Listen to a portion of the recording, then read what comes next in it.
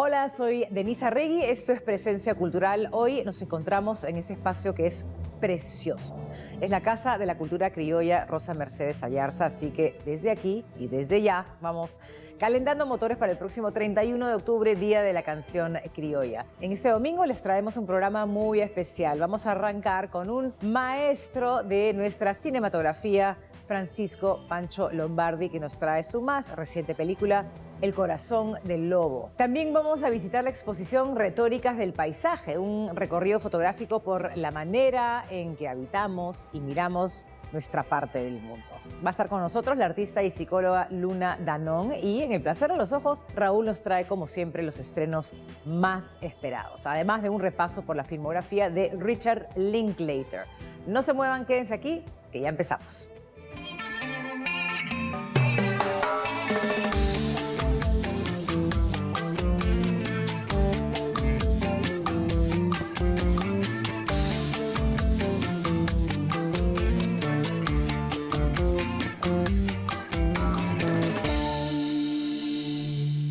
Hoy en el programa hemos tenido el privilegio de conversar con Francisco Pancho Lombardi, uno de nuestros más grandes directores de cine, con películas que han marcado generaciones como La ciudad de los perros, Bajo la piel, Caídos del cielo, basada en la novela El miedo del lobo de Carlos Enrique Freire y adaptada al cine por Augusto Cavada y el propio Pancho. El Corazón del Lobo nos transporta a uno de los periodos más oscuros del Perú a través de la mirada de Aquiles. Es un niño ayánica que fue secuestrado por Sendero Luminoso, que pese a todo mantiene vivo el deseo de libertad. Una conversación imperdible con un maestro que ha hecho del cine peruano un espejo de nuestras pasiones, de nuestros dolores y nuestras esperanzas. Yo sé que extrañas a tu familia. Si ellos te ven así, eso no es bueno. Y si ellos te ven que eres débil, o que no aguantas, o peor, que te quieres escapar, hijo, tú sabes cómo termina eso, ¿sabes? Pancho, he escuchado que has estado comentando que esta película de alguna manera termina siendo una especie de deuda que tenías. Y obviamente comentas mucho de lo que has hecho, de lo que hiciste con La Boca del Lobo. ¿Cuál es esa deuda exactamente?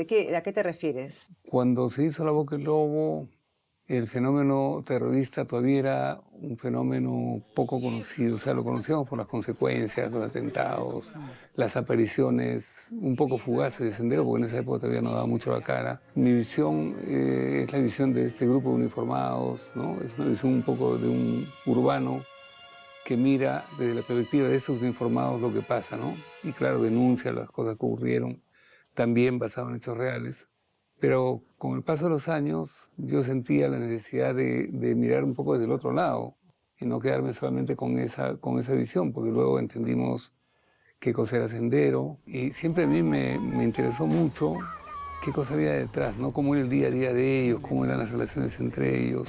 Y acercarme al fenómeno del terrorismo de esa época desde una perspectiva diferente, ¿no? Creo que había una deuda que más o menos está saldada, aun cuando hay miles de historias de esa etapa de la vida tan terrible que ha tenido el país que se pueden rescatar, ¿no? Ahora, has leído muchísimo sobre el conflicto armado interno, es un tema que te ha interesado siempre y decides hacerlo desde el lado de los senderistas, un poco entender cómo era esta vida más íntima de ellos. Eso se puede retratar de muchas maneras también. Tú lo eliges hacer a través de una novela. O sea, digamos, la novela fue lo que te atrapó como para que sea un punto de partida para contar lo que querías contar. Cuéntame un poco cómo fue el descubrimiento de esta historia. Sí, De yo estaba Carlos Andrés. buscando historias que pudieran llevarme a cubrir esa necesidad que yo tenía de retratar un poco. He leído mucho y yo pensaba en un determinado momento más bien escribir desde lo que había leído, escribir una historia original, hasta que llegó el libro de Carlos Enrique Freire. Claro, me gustó que fuera un niño y que fue un niño amazónico, porque es además, se conoce poco, digamos, de todos los abusos que hubo con las etnias amazónicas. Y luego, claro, que eran hechos reales, o sea, y traté de averiguar con el novelista y luego con el protagonista de la historia real, y me contaba con mucho detalle lo que él había vivido, porque la película en realidad cuenta las cosas que él vio, ¿no? Cómo él vivió la situación.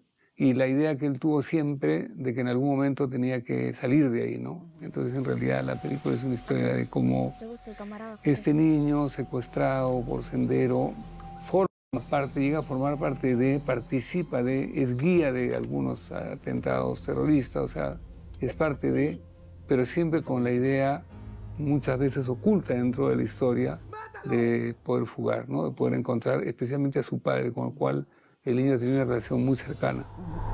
Vámonos, Rogelio, vámonos. ¡Dime, dónde vas! ¡Morocco, cúbrese!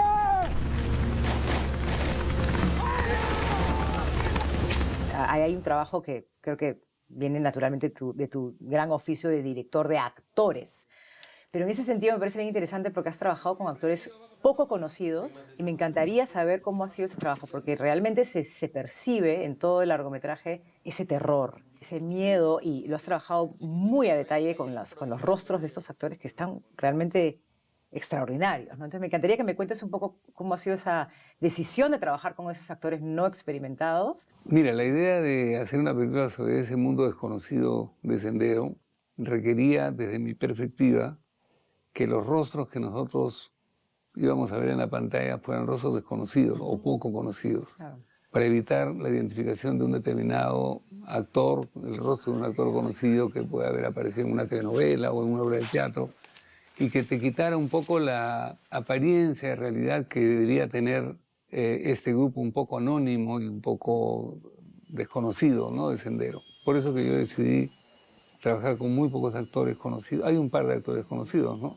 Que son Paul Ramírez. Alberic García también. Claro. Entonces decidí convocar a una agencia de casting que me trajera actores nuevos, jóvenes o mayores que no hayan tenido tanta participación y que no sé, su rostro no evoque, digamos, imágenes muy conocidas por el público. Y ha sido un proceso francamente muy estimulante, porque he conocido muchísimos actores. Es que para cada personaje yo tenía varias opciones. O sea, en algunos casos, para un personaje tenía 3 opciones y lo que me quedaba era, una vez que habías elegido a uno, era buscar qué otro personaje podía ser alguno de los dos que habían quedado, porque eran muy buenos también, ¿no? Son actores poco conocidos, pero son actores que tenían cualidades, que tenían un cierto nivel de oficio. No ha sido un gran trabajo de dirección de actores, ha sido guiarlos un poco a descubrir sus propias capacidades, porque de verdad que chicos muy talentosos. Me gustaría hacer hincapié en, perdón que te interrumpa, pero me gustaría hacer un poco hincapié en Víctor Acurio, que lo hemos visto, quienes vieron la película Huayacpirca, que fue su participación fue absolutamente preciosa en esa película, y verlo años después contigo. Yo recordaba la actuación en Huayacpirca, pero cuando yo lo vi, casi no lo reconocí porque había pasado mucho tiempo. Claro. Sus pruebas de actuación, sus iniciales pruebas de actuación, no eran las más convincentes. Es un actor bien especial.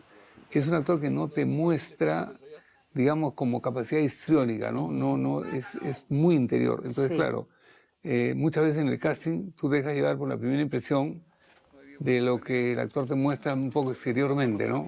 Y en el caso de él, como él es un poco retraído más bien, como se mete un poco hacia adentro, pero hubo una escena que ensayamos entre él y Silvana, la protagonista femenina, y me di cuenta que había, a pesar de que eran muy diferentes físicamente, que había como un enganche muy bonito entre ellos dos.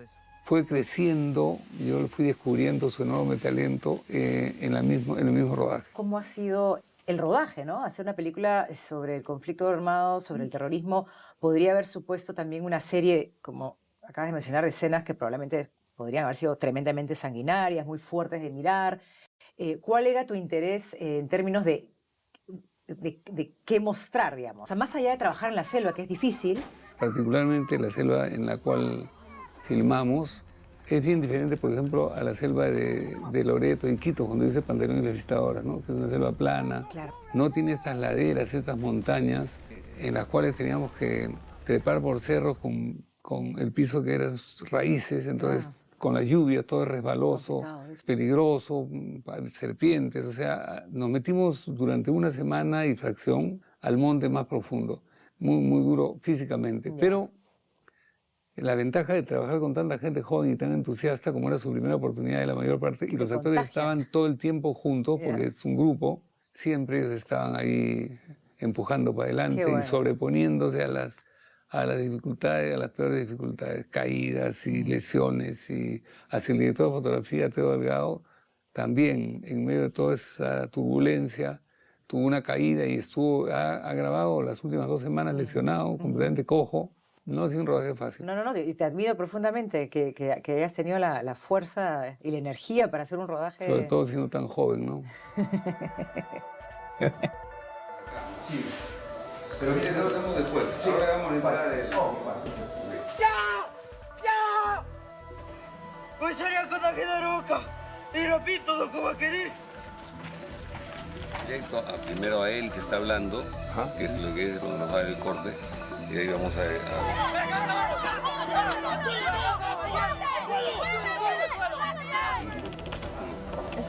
Sí. Está claro que has perdido un poco la fe en el público peruano que va al cine, que no va al cine, ¿no? Sin embargo, estás apostando por hacer de esta película una película popular. Has usado esa palabra. ¿Qué te refieres exactamente con? Hay películas que tienen, por encima de su naturaleza inicial, digamos, o su propósito inicial, que tienen, aparte de eso, un cierto espíritu de utilidad, ¿no? Yo creo que esa película puede ser muy útil para recordar lo que pasó, para mantener la memoria, para generar espíritu crítico, ¿no? Yo creo que eso, y pensamiento crítico, yo creo que eso está detrás de la película y claro, para poder hacer que eso llegue a un público amplio, porque ese es el sentido de esta película, es una película que tiene un mensaje muy claro, era importante conducir todo el aparato de la película a que tenga una lectura, digamos, lo más transparente posible. Entonces, contar una historia que sigue más o menos las convenciones de una dramaturgia tradicional y que creo que esa es la manera en que podríamos acercarnos a un público que cada vez, acá en Perú, y en general creo que está pasando un poco en todos lados, pero especialmente en Perú, está mucho más interesado en ver películas comerciales, comedias, películas de entretenimiento. Para ponerte un ejemplo, el guión que habíamos trabajado durante bastante tiempo no estaba contado en orden. Era una película que tenía flashbacks, ¿no? Entonces, por eso que hay algunos momentos en que hay unas letras que te va diciendo las fechas. Eso era porque en realidad las fechas eran muy importantes porque la película saltaba de tiempos. Cuando vi la película dije, si es una película que queremos que tenga una convocatoria amplia para que el mensaje pueda ser difundido, voy a simplificarla, ¿no? Entonces, más bien ordenamos la película en tiempo cronológico, rehicimos el montaje y ese es uno de los elementos más claros que te habla de nuestra voluntad de hacer una película más accesible, más sencilla, para que pueda ser parte, digamos, de la idea de hacer un cine popular. El cine está atravesando una etapa muy complicada. Claro, el cine antes era de una u otra forma algo que te ofrecía un poco diferente a la televisión. La televisión es entretenimiento puro. El cine es entretenimiento, pero algo más. Bueno, ahora el streaming te está dando eso que te daba antes el cine. Entonces, el cine se queda un poco descolocado y está pasando una crisis muy grande que lo ha llevado a apostar básicamente películas que tengan que ser proyectadas en pantallas enormes, con muchos efectos, o sea, para que justifique, digamos, ir al cine y que el cine sea más el espectáculo que fue al comienzo, cuando se inventó, y ya menos el vehículo de expresión personal que hemos visto crecer y desarrollarse durante tantos años. ¿Qué sientes tú por esta historia que has contado? Yo escucho mucho que la gente dice otra vez una película sobre terrorismo, otra vez, y en realidad se han hecho muy pocas películas. Hay como una especie de idea equivocada de que el cine peruano ha hecho muchas películas sobre terrorismo, y en realidad, de verdad que no son muchas. Yo me preocupo mucho por este tema y por esos años, porque creo que son los años más terribles que ha vivido nuestro país, que nos hablan de lo que podemos llegar a ser como nación. Por eso es que yo creo que se pueden seguir haciendo películas sobre este tema, porque hay miles de historias que se pueden contar desde muy diferentes puntos de vista Pero lo que yo siento fundamentalmente es que estoy cumpliendo, digamos, conmigo mismo en llevar mi preocupación a generar historias que puedan conmover, que puedan comunicar a un público más vasto. Y vaya que lo has logrado con esta. A mí me ha conmovido muchísimo. Y Ay, nada, qué bueno, muchas gracias. sí, muchísimo. Y felicitarte porque sé que se dio la película número 19. Vendrá la 20 y la 21 y la 22 y la 23 y larga vida por tu producción, que espero que no Ojalá. pare nunca. Yo sé que es una tarea titánica y por eso te admiro profundamente que estés ahí al pie del cañón siempre Muchas gracias, sorprendiéndonos Denise. con tus películas. Equipo, hemos terminado la película, gracias.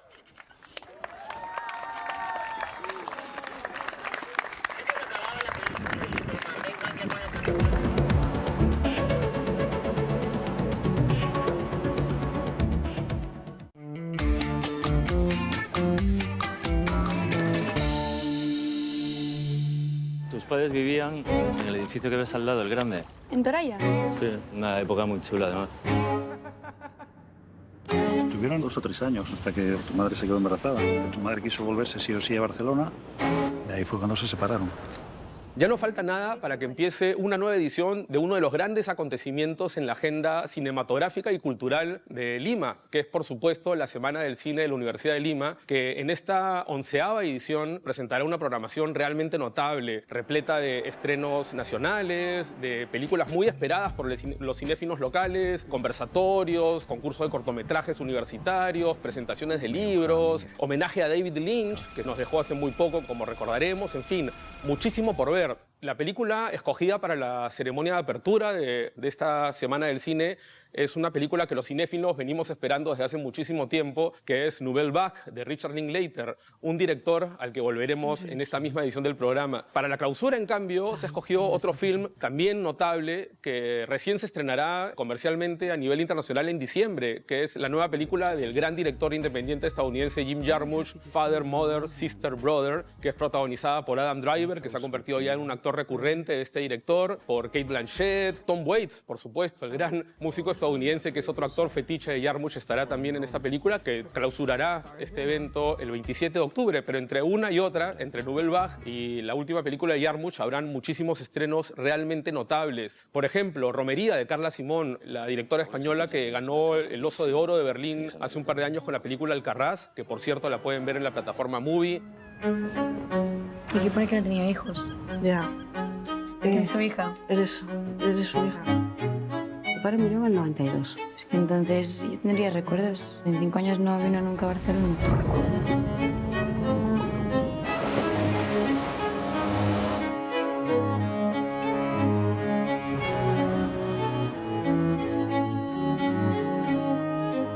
También podremos ver otro film muy esperado que es Tardes de Soledad, de Albert Serrat, un documental dedicado al torero peruano Andrés Roca Rey, que obtuvo nada menos que la Concha de Oro en el Festival de San Sebastián de este año. Entre las películas nacionales que podremos ver estará Ramón y Ramón, de Salvador del Solar, Punku, de Juan Daniel Molero, la adaptación del relato Los Inocentes, el emblemático relato de Osvaldo Reynoso a cargo de Germán Tejada, que ha recibido muchos elogios desde su participación en la última edición del Festival de Cine de Lima. En fin, muchísimos, son en total 15 películas peruanas que estarán dentro de la muestra local. Habrá también, como les dije, cortometrajes, conversatorios, presentaciones, en fin, muchísima actividad cinematográfica. Será una semana a pleno para los cinéfilos locales. Les recomiendo que revisen la página web de la Universidad de Lima, las redes sociales de la Semana del Cine, porque, como siempre, las funciones son gratuitas, pero conviene organizarse desde ya porque vuelan las entradas. No se pierdan la Semana del Cine en la Universidad de Lima. En esta edición número 11 creo que es la mejor hasta ahora de las que ha programado. Hay muchísimo por ver. Revisen, cotejen la programación en las redes sociales y en la web de la de Lima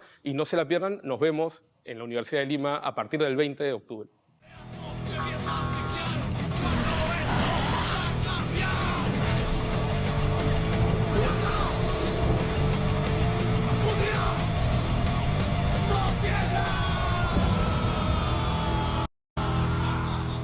Un joli garçon, une jolie fille. Paris, 1959. Une salle de sport, un réalisateur, une caméra, de la pellicule, un producteur, une ingénue, des stars, de l'argent, Richard Linklater es sin duda uno de los grandes directores de cine de los últimos 30 o 40 años y que este año haya presentado hasta 2 largometrajes nuevos creo que es un motivo de celebración para todos los cinéfilos. Para empezar, Nouvelle Vague, que estará en la Semana del Cine de la Universidad de Lima como película de apertura, pero que tiempo después llegará a la plataforma Netflix a partir de noviembre. Es una película que viene precedida de comentarios realmente exultantes de parte de la prensa especializada después de su presentación en el último Festival de Cannes y que está inspirada o cuenta la historia de la filmación de la icónica película Sin aliento de Jean-Luc Godard. De hecho, en esta película rodada en blanco y negro desfilarán por la pantalla muchos de los grandes directores del cine francés de la década del 60, de la nueva ola francesa, Romer, Chabrol, Truffaut y por supuesto Godard. También estará Jeanne Seberg, la actriz estadounidense, en el papel de Zoe Deutch. Y bueno, ya con el tema creo que de por sí es una película imperdible para cualquier amante del séptimo arte. Quienes quieran verla en una pantalla de cine la podrán hacer en la Semana del Cine de la Universidad de Lima y luego quienes quieran verla en la comodidad de su hogar lo podrán hacer en Netflix a partir de la quincena de noviembre. L'aventure. Une cascade. Des policiers. Un flipper. Un café. New York Herald Tribune. J'ai peur génie. Un tournage. Je marche dans la rue, ce type me filme avec une caméra dans un triporteur de la Poste. Et je dis tout ce qui me passe par la tête parce que tous les dialogues seront doublés plus tard. La otra película que estrenó o que estrenará comercialmente próximamente Richard Linklater es Blue Moon, un film protagonizado por un irreconocible Ethan Hawke. Dicen que es la mejor actuación de su carrera. Quienes ya pudieron ver la película se presentó en la Berlinale, en el Festival de Cine de Berlín de este año. Blue Moon tiene como fecha de estreno tentativo fines de octubre e inicios de noviembre. Mientras esperamos que lleguen estas películas y que podamos apreciar lo nuevo de Richard Linklater, los últimos antecedentes de su filmografía afortunadamente están disponibles en las plataformas de streaming. Por ejemplo, la película de animación Apolo 10 y medio, que tiene en su reparto de voces a actores también conocidos como Glenn Powell, que se ha convertido en ya casi una especie de actor fetiche de esta última etapa de la trayectoria de Linklater, y también Jack Black. Es una película de animación que se puede ver en la plataforma Netflix del año 2022.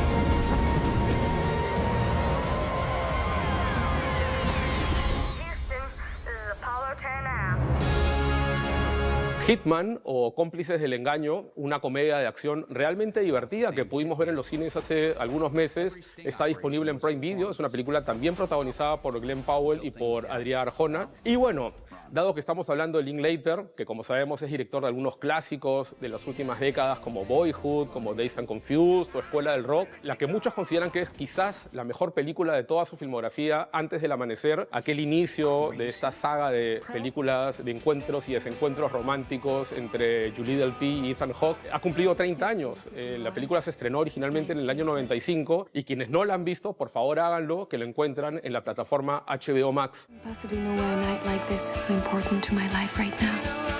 But it is. Since we're never going to see each other again, I don't think we should sleep together. Let's see each other again.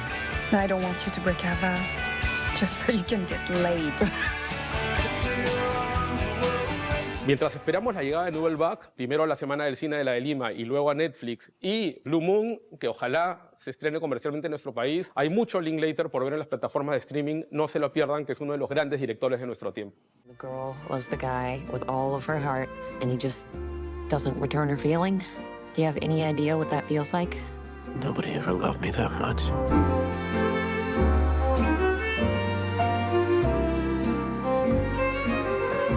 Striking.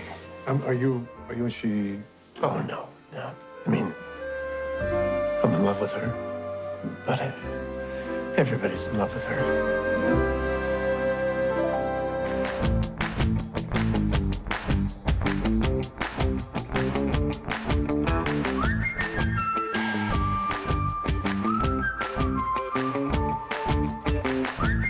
Quiero agradecer al Hotel Nao Lima, ubicado en el corazón mismo de Miraflores, por permitirnos grabar en sus instalaciones, que como verán está llena de arte contemporáneo. Sus ambientes son realmente increíbles. Vengan a conocerlo, vengan al restaurante también. Y bueno, muchas gracias por permitirnos grabar aquí.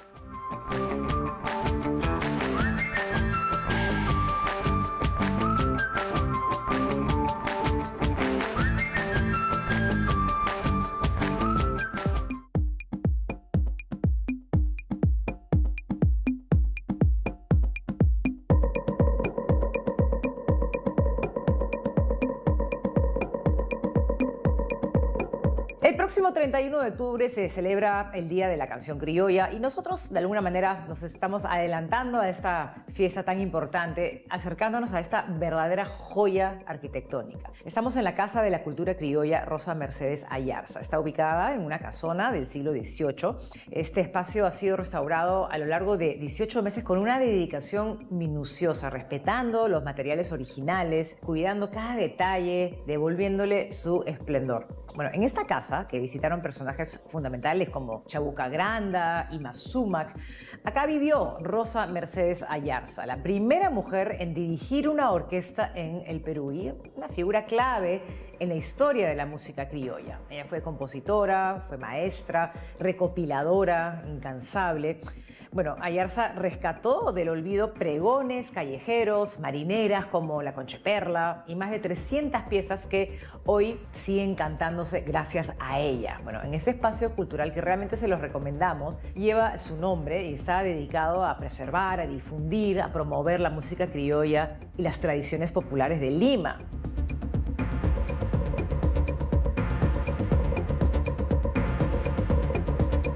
Dado que esta casa, al ser la Casa Museo de Rosa Mercedes, expone su obra, su vida, su legado, ¿no? Entonces contamos con salas en donde tenemos vitrinas, en donde se expone parte de esta colección, pero también en el resto de salas de la casa se cuenta la historia de la música y canción criolla. En las diferentes salas se explican los orígenes de esta expresión cultural, los instrumentos con los que se practica y ejecuta a lo largo de la historia, los diversos personajes también que han estado vinculados con la producción y la evolución de esta expresión cultural musical. Háganse un favor, visiten esta casa museo. Para nosotros es un enorme placer poder estar en este lugar tan especial.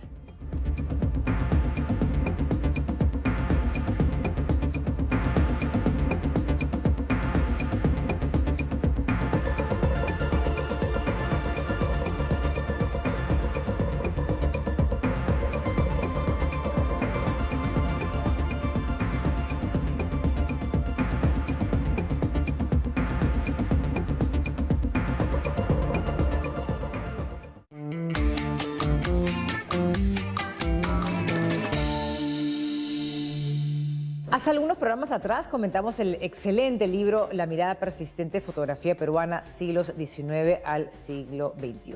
Este libro editado por Marisa Mujica Pinilla. Bueno, esta muestra que hoy vamos a visitar se ha inspirado precisamente en este libro publicado por el Fondo Editorial de la Universidad de Lima. Bajo la curaduría de Carolina Kardich y Carlo Trivelli, Retóricas del Paisaje reúne a 25 fotógrafos como Billy Ger, Nelly García, Marco Garro, Jero González, Gladys Alvarado, Roberto Barcaya, Malú Cabellos, Ernesto Benavides, entre otros. Bueno, cada uno de ellos nos muestra su particular manera de entender el paisaje bajo 4 categorías. Como reto, cuando la geografía es un obstáculo, como en las exploraciones del siglo XIX, como fuente de recursos en tiempos del guano y el caucho, como espacio cultural en Machu Picchu y también como objeto de contemplación. Así que distintas miradas sobre la manera como habitamos nuestro país, sobre cómo lo vemos, cómo intentamos comprendernos. Porque reconocer un paisaje es, de alguna manera, también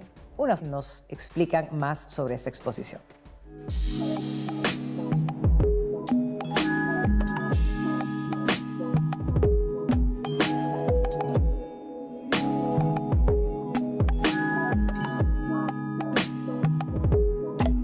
Hola, mi nombre es Carlo Trivelli y soy el curador, junto con Carolina Kardich, de la muestra Retóricas del Paisaje, que se presenta aquí en el Centro Cultural de la Universidad de Lima. Retóricas del Paisaje es una exposición que nace a partir de la publicación del libro La mirada persistente, fotografía peruana, siglos XIX a siglo XXI. El libro es un amplio compendio publicado por el Fondo Editorial de la Universidad de Lima acerca de la fotografía peruana. Aborda distintos temas, aborda distintas épocas, distintos géneros de la fotografía, tanto artística como periodística y documental. Y a partir de todo ese gran acopio de imágenes y de desarrollos históricos y teóricos, escogimos el tema del paisaje para hacer una muestra que nos permitiera un poco reflexionar sobre cómo habitamos el territorio aquí en el Perú y cómo eso ha sido presentado a lo largo de la historia de la fotografía. La muestra se llama Retóricas del Paisaje porque recoge 4 miradas distintas que hemos identificado en la historia de la fotografía peruana. Esas 4 miradas sobre el paisaje, cada una la identificamos como una retórica, muestra el paisaje desde una perspectiva determinada. La exposición reúne trabajos de 25 fotógrafos y entonces lo primero que quisiéramos es que se lleven un panorama de distintas miradas al paisaje peruano, la mirada de estos 25 creadores visuales.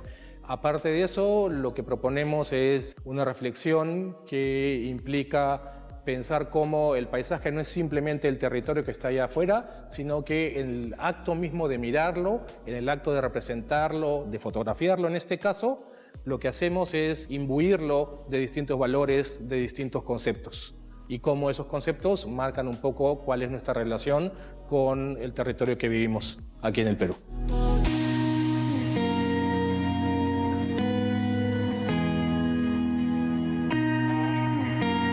Hola, yo soy Antonio Escalante y tengo 2 imágenes en la muestra Retóricas del Paisaje. Son 2 imágenes las que tengo en la muestra. La primera es una fotografía analógica tomada en las Pampas de Oquebamba, en Cusco. Pertenece a una serie que se llama Los Andes, una serie documental, y está tomada en formato medio, en formato analógico. La otra es una exploración del paisaje a través de la técnica. Es una foto tomada en el Tambopata con una técnica fotográfica antigua que se llama la técnica de las placas secas. Es una técnica con la que he venido explorando en los últimos 2 años. La fotografía tiene una cualidad vivencial ineludible, ¿no? Si queremos una fotografía de la Amazonía, tenemos que ir a la Amazonía, no hay otra manera de tomarla. Si queremos una fotografía de los Andes, tenemos que ir a los Andes. Y eso hace que nos obligue a conocer lo que estamos fotografiando, ¿no? Para reconocernos, necesitamos primero conocernos, ¿no? La exposición se encuentra en el Centro Cultural de la Universidad de Lima y estará abierta al público hasta el 27 de octubre.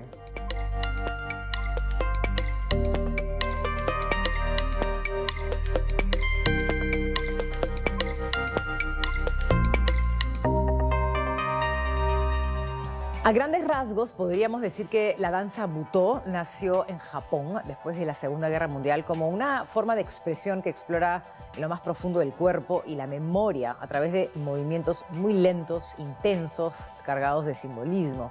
Bueno, una de sus más grandes representantes en el mundo es la maestra japonesa Yumiko Yoshioka, que en noviembre va a llegar nuevamente al Perú para compartir una experiencia única e irrepetible. Es la Residencia Internacional de Butó Resonancia del Cuerpo, Body Resonance. Este encuentro se va a llevar a cabo entre el 4 y el 8 de noviembre en la isla Mantani, en Puno. Así que en este contexto, que es un lugar sagrado como el lago Titicaca, va a ser el lugar ideal para esos 5 días de exploración con alojamiento junto a las familias locales, además de actividades culturales, ceremoniales, alrededor del fuego. Bueno, así que ya saben, quienes deseen participar o tengan interés en descubrir esta maravillosa danza, pueden escribir en el correo que aparece en pantalla. Las plazas son limitadas, pero la experiencia promete ser muy interesante.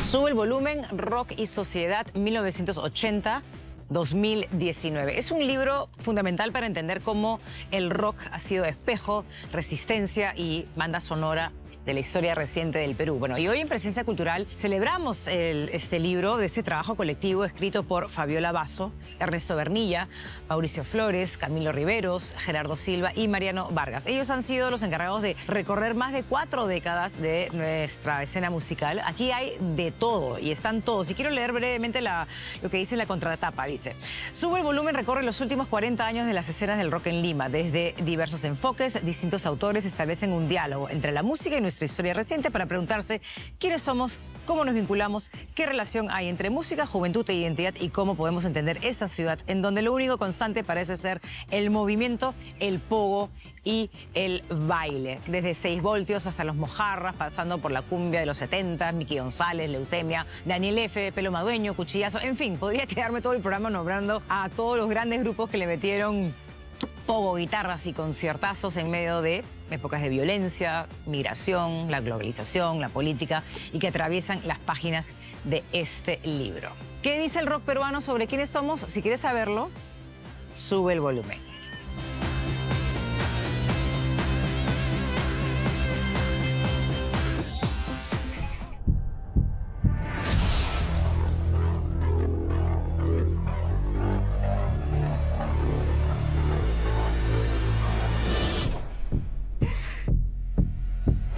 Los dos estrenos quizás más interesantes que llegaron a nuestra cartelera comercial el último jueves tienen como curiosidad que son ambos dirigidos por realizadores noruegos. Para empezar, La hermanastra fea o The Ugly Stepsister de Emily Blichfeld, una versión retorcida, gore, del cuento de la Cenicienta, una película que estoy seguro que no tardará en convertirse en un artefacto de culto, una película que tiene escenas muy perturbadoras, pero a mí me entretuvo muchísimo, la recomiendo. Es una película que de pronto no es para los espectadores de estómagos débiles, pero los que en su momento disfrutaron de películas como La sustancia de Coralie Farjad o Titán, la ganadora de la Palma de Oro de Julia Ducournau, creo que van a disfrutar también muchísimo esta hermanastra fea que acaba de llegar a nuestra cartelera. I'm going crazy. I've lost my mind. La otra película que llegó el jueves a los cines es Tron Ares, de Joachim Ronning, un director que tiene antecedentes interesantes como la película Kon-Tiki y que también tiene ya bastantes films en Hollywood como Maléfica o como alguna de las películas de Piratas en el Caribe, etc. Yo no entiendo cómo esta saga, esta franquicia de Tron sigue adelante, pero parece que este último film es de los más interesantes de la franquicia, protagonizado por Jared Leto, por Greta Lee y sobre todo, a mi juicio, lo más interesante que tiene a priori, no lo he visto, debo reconocerlo, pero la banda sonora de Nine Inch Nails, la banda de Trent Reznor, es realmente espectacular.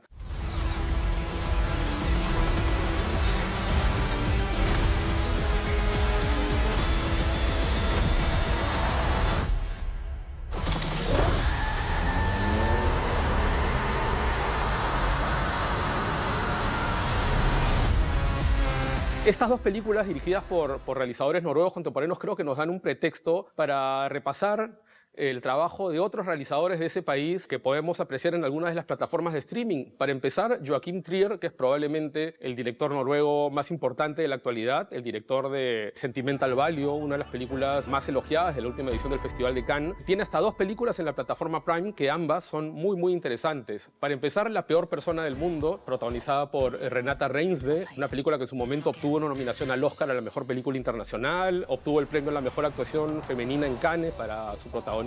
Es una suerte de comedia dramática que gira en torno a las aventuras y desventuras sentimentales de una mujer que está a punto de cumplir los 30 años. Por cierto, Renate Reinsve es una de las protagonistas de Sentimental Value, esta película que los que tuvieron la fortuna de conseguir entradas pudieron verla también en una de las muestras paralelas de la última edición del Festival de Cine de Lima.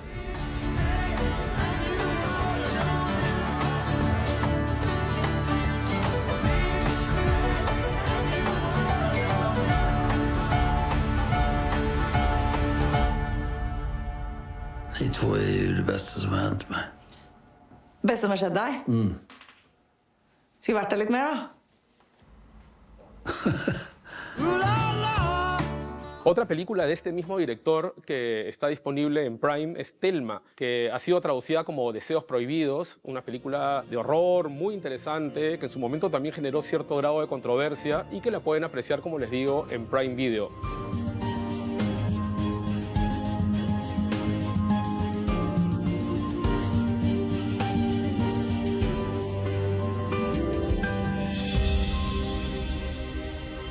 Otro director escandinavo, noruego, muy interesante es Roar Uthaug, un especialista ya en películas de desastre, de quien podemos ver la película Troll en la plataforma Netflix y que próximamente tendrá una secuela, Troll 2, que se estrenaría tentativamente a fines de este mismo año y ya es considerada la película más costosa en la historia del cine escandinavo. Como vemos, el cine de Noruega está en un gran momento. Hay directores que hacen películas para todos los gustos y dos de estas películas, muy distintas entre sí, están ya en nuestros cines para que podamos sumergirnos un poco más en la cinematografía de este país.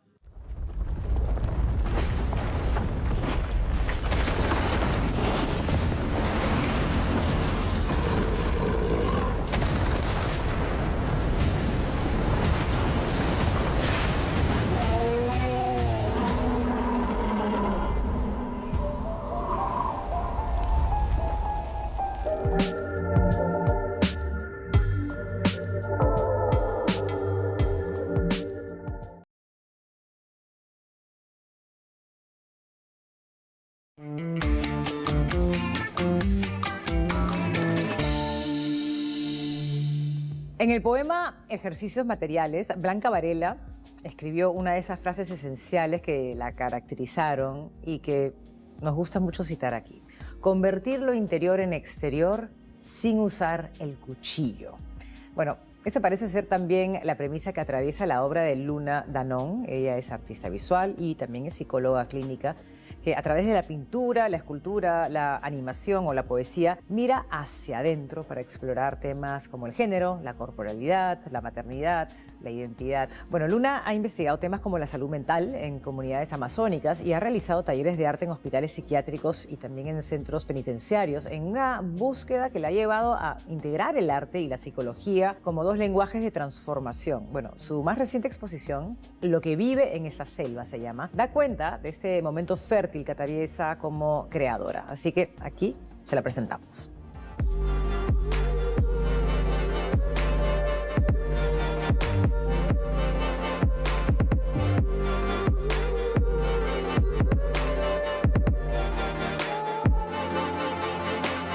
Hola, mi nombre es Luna Danón, soy psicóloga clínica y artista visual. Soy una apasionada de cualquier tipo de proceso creativo. Tengo como práctica principal la pintura, pero también tengo mucho interés en la escultura, la animación. Todo tipo de creación me interesa y tengo mucha también pasión por la literatura, sobre todo escrita por mujeres.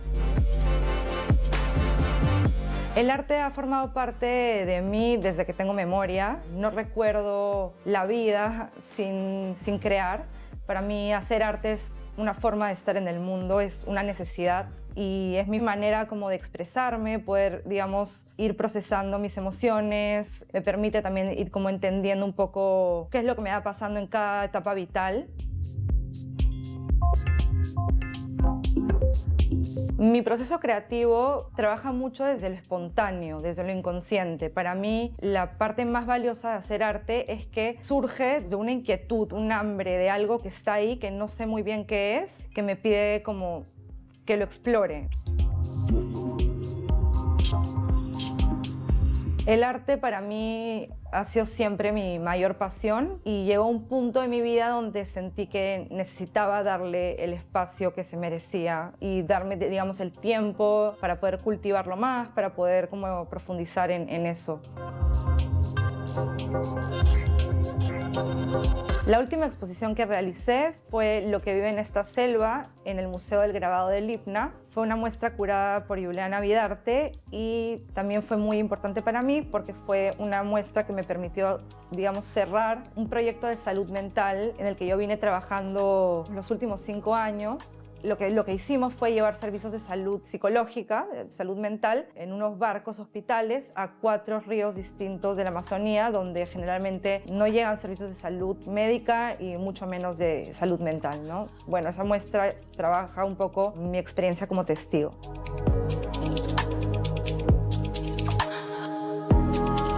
Si quieren saber un poco más de mi trabajo, pueden seguirme en Instagram. Estoy como Luna Danón Arte.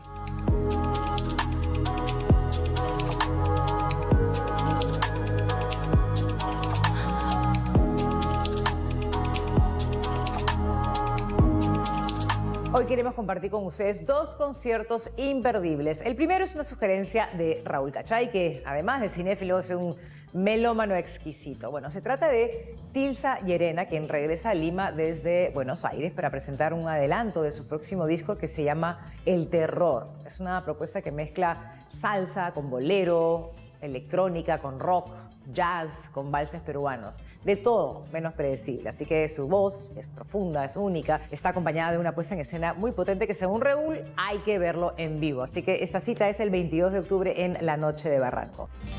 Alma maldita, del cielo te va a caer un rayo misterioso donde reine mi poder. Alma maldita, del cielo te va a caer un rayo misterioso donde reine mi poder. Y la segunda recomendación es una gran celebración. Gabriela Alegría y el Sexteto de Jazz Afroperuano celebran 20 años de trayectoria con 3 conciertos, el 23, el 24 y el 25 de octubre en el Teatro de la Alianza Francesa. Se llama El Muki, las historias misteriosas detrás de la música. Bueno, el grupo nos va a invitar a un viaje así, totalmente inspirado en el mítico duende andino que se transforma en guardián de la música. Bueno, Gabriela Alegría ha recorrido escenarios en todo el mundo, así que viene acá a celebrar en Lima con un espectáculo del mejor jazz afroperuano.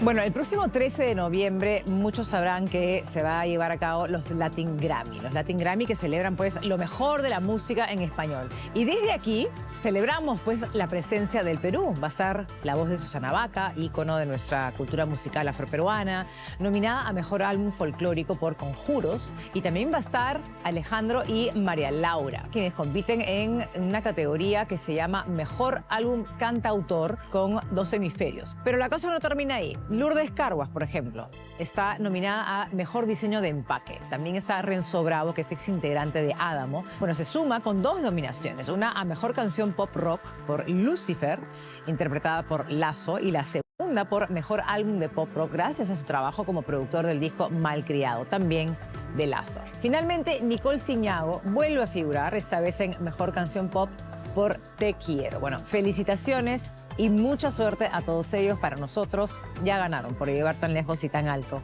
al Perú.